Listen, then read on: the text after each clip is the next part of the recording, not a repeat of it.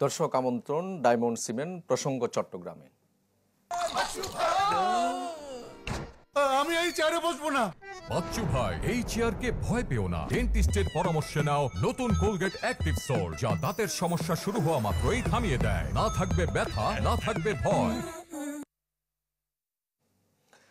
দর্শক আপনারা জানেন 5 দিনের ব্যবধানে চট্টগ্রামে বাংলাদেশ শিপিং কর্পোরেশনের 2টি তেলবাহী জাহাজে বিস্ফোরণ এবং আগুনের ঘটনা ঘটেছে। কেন এই কম সময়ের মধ্যে 2টি তেলবাহী জাহাজে এই ধরনের ঘটনা ঘটলো আমরা একটু বিশ্লেষণ করার চেষ্টা করব। আমাদের সঙ্গে স্টুডিওতে যোগ দিয়েছেন বাংলাদেশ মার্চেন্ট অফিসার্স অ্যাসোসিয়েশনের প্রেসিডেন্ট ক্যাপ্টেন আনাম চৌধুরী। স্বাগত আপনাকে আমাদের এই অনুষ্ঠানে। আপনি নিশ্চয়ই জানেন যে 5 দিনের ব্যবধানে পরপর 2টি ঘটনা ঘটে গেল এবং 2টি কিন্তু তেলবাহী জাহাজ। আপনি দীর্ঘদিন ধরে এই সেক্টরে আসলে কাজ করছেন বা আপনি নিজেও একজন পর্যবেক্ষক, সব মিলে আপনার আসলে কি মনে হয়? আপনার কোনো ধরনের কোনো যোগসূত্র খুঁজে পান বা কি কারণ মনে হয়?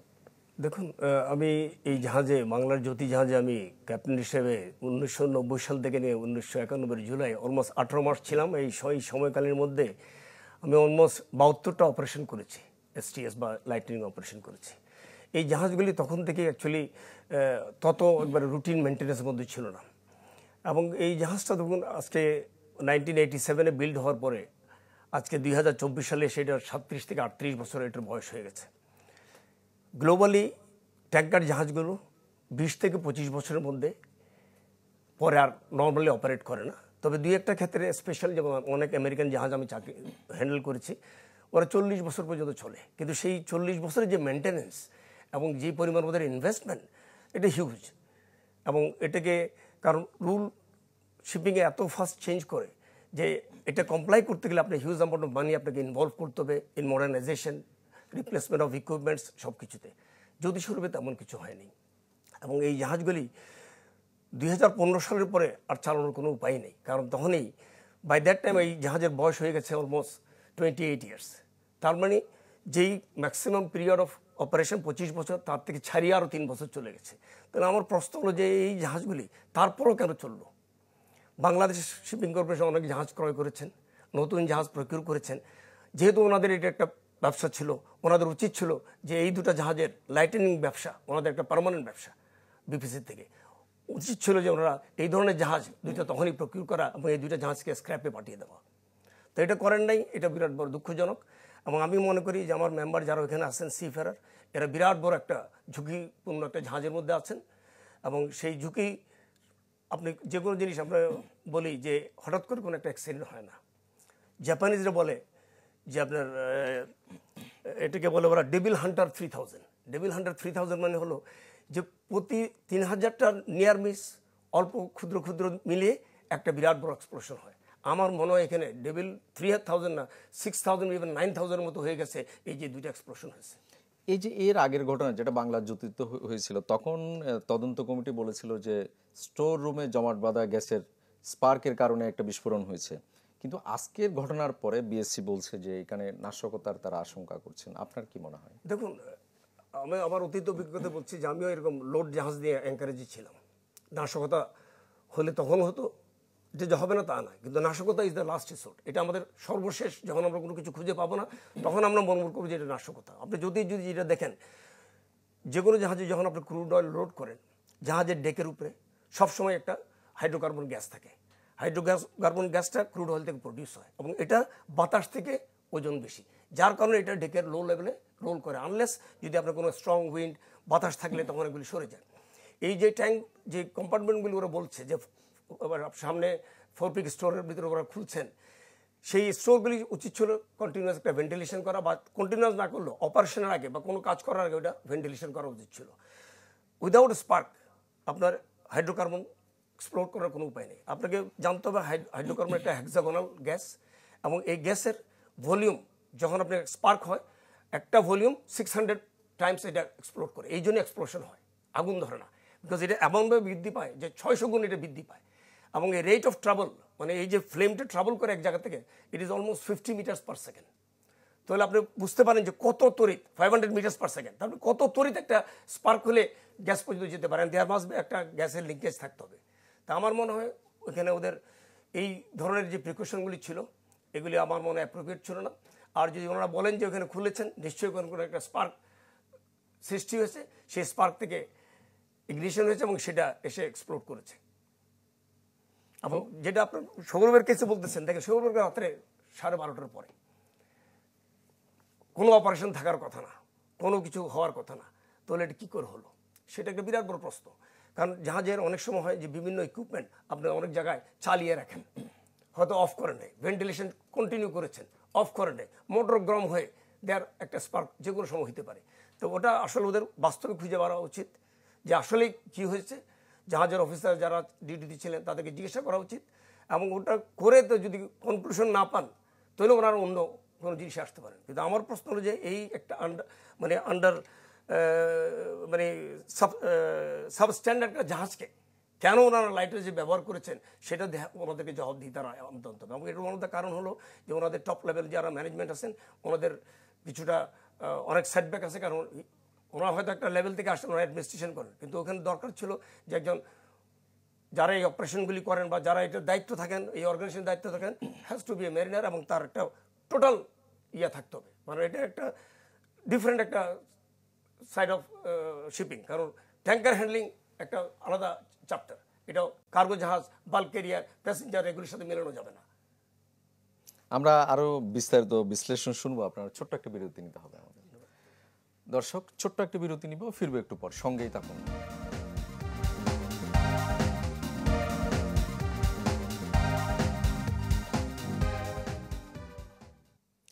আবারও স্বাগত ডায়মন্ড সিমেন্ট প্রসঙ্গ চট্টগ্রামে।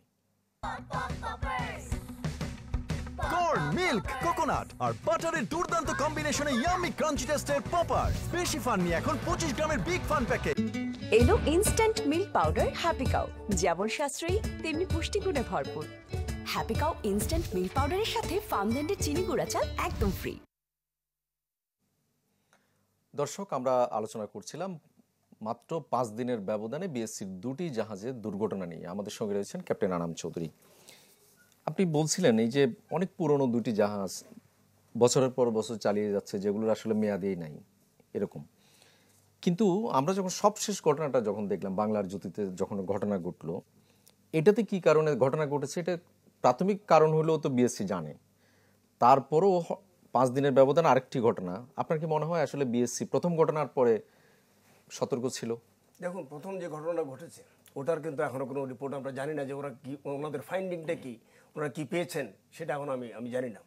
তবে এটা আপনি মানে আপনি আপনার ইনফরমেশন যেন আমি বলছি যে কোনো হাইড্রোকার্বন গ্যাস এক্সপ্লোড করার আগে একটা স্পার্ক ইজ মাস্ট, আগুনের একটা সোর্স থাকতে হবে। এবং সেটা ছাড়া সেটা যেভাবে হোক, কোনো হটওয়ার কেউ করেছে বা কোনো কিছু শর্ট সার্কিট হয়েছে, এমন একটা কিছু ঘটনা ঘটতে হবে। তবে যেসব কম্পার্টমেন্টগুলি নর্মালি সামনে থাকে, উচিত ছিল এগুলিকে ভেন্টিলেশন করা, যাতে খুললে পরে কোনো গ্যাসের না থাকে। আর ডেকে তো ট্যাঙ্কার জাহাজে কোনোদিন সিগারেট খাওয়ার বা কোনো ধার্য পদার্থ নিয়ে যাওয়ার কোনো মানে রেগুলেশনই কভার করে না।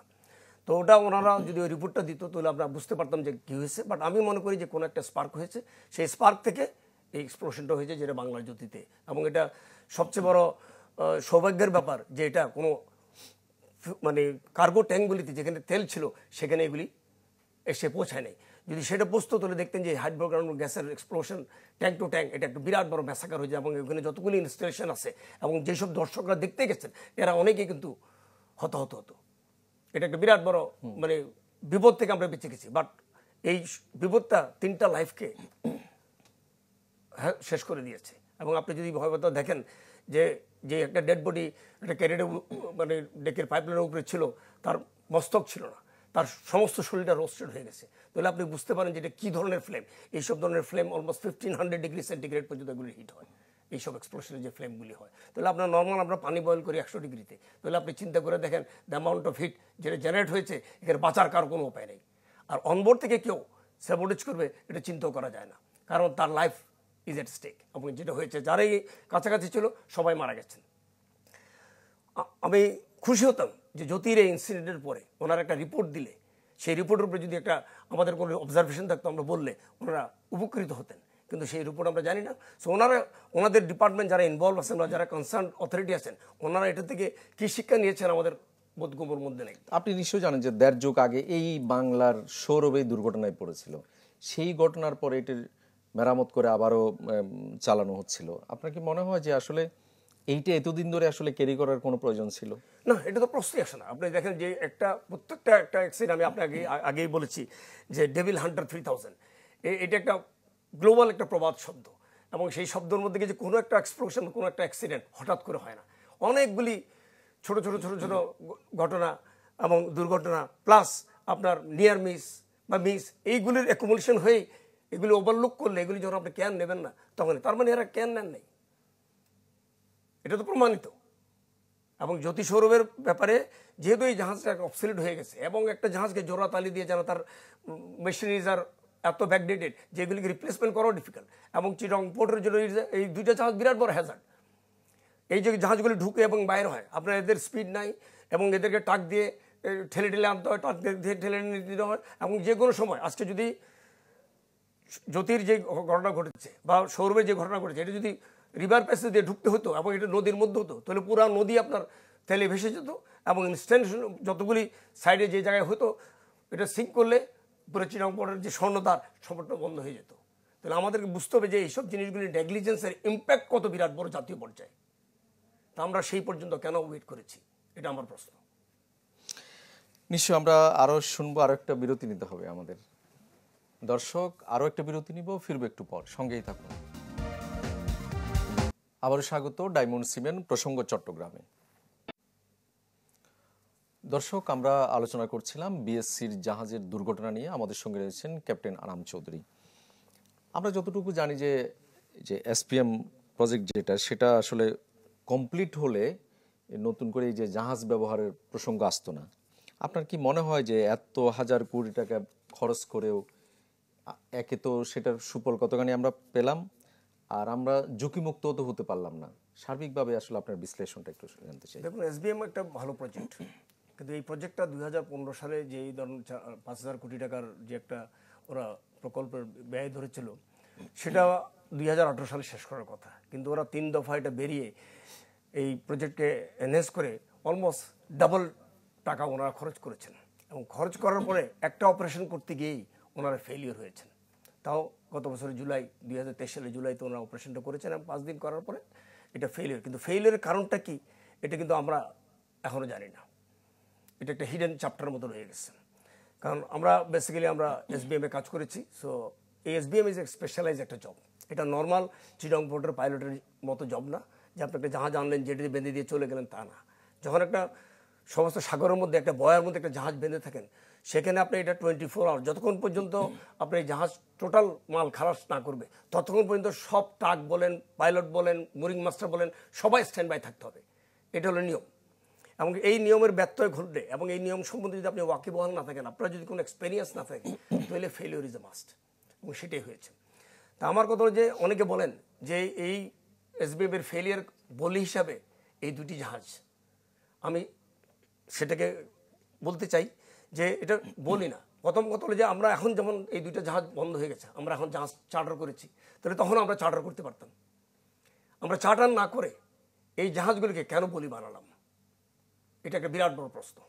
তার মানে এই জাহাজকে চালানোর জন্য যেই ধরনের আপনার বিশেষ ব্যবস্থা এদেরকে অনুমোদন দেওয়া হয়েছে, এবং তার যে নিরাপত্তার সুযোগগুলো মেনে চলার ক্ষেত্রে অনেক দুর্বলতা রয়েছে, এবং এই দুর্বলতার কারণেই আজকে এই দুর্ঘটনা। আরেকটা বিষয় হচ্ছে, আপনি সবশেষ যদি ছোট্ট করে আমাকে বলেন যে আমরা বহুদিন ধরে শুনছি যে বিএসসির জাহাজের বহর বাড়ানো হবে, অনেক প্রজেক্টের কথা আমরা শুনেছি, যুগোপযোগী করা হবে। আদৌ কি সেখানে আসলে সৎ উদ্দেশ্য নিয়ে আসলে কোনো কাজ হচ্ছে? দেখুন, আপনি যদি দেখেন বাংলাদেশের বর্তমান যে ছোট্ট করে যদি বলেন, ছোট ফ্লিট অলমোস্ট 102টা জাহাজ, এই টোটাল ফ্লিটটা সব প্রাইভেট সেক্টরে এনলার্জ হয়েছে, একজন 25টা 30টা কেউ 23টা করে জাহাজ। কিন্তু বিএসসি ছোট হয়ে আসছে পৃথিবী, ওই ফর্মুলাতে ওনারা চলে গেছেন।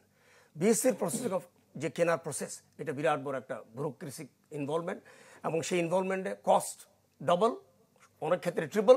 সেই জন্য এই ফান্ড এবং টোটাল জিনিসগুলিকে যোগান করা যে কোনো সরকারের জন্য, নৈতিকভাবে যেসব সরকার চলে তাদের জন্য বিরাট বড় একটা হেডেক। আমি মনে করি যে গভর্নমেন্ট প্রাইভেট সেক্টরে এনকারেজ করা উচিত।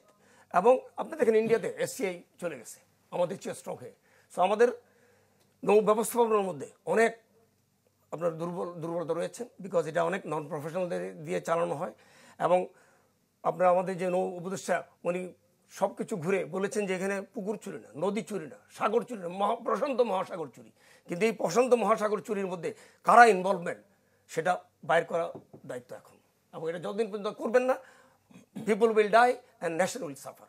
এর কোনো বিকল্প নেই। নিশ্চয় আরও সময় থাকলে হয়তো আপনার আরও আমরা কথা শুনতে পারতাম। আপনাকে অনেক ধন্যবাদ আমাদের সময় দেওয়ার জন্য। জি, আমাকে আনার জন্য ধন্যবাদ। Thank you. দর্শক আপনাদেরকেও ধন্যবাদ, ভালো থাকুন সবাই।